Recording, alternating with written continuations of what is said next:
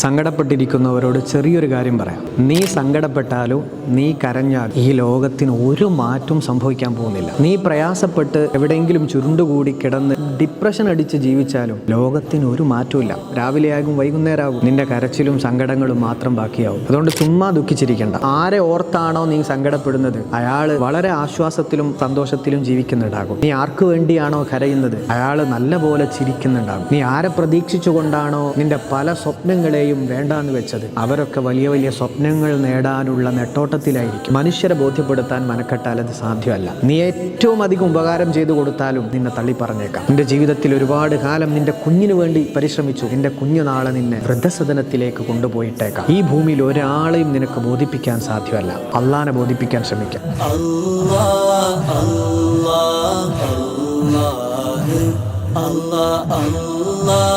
Allah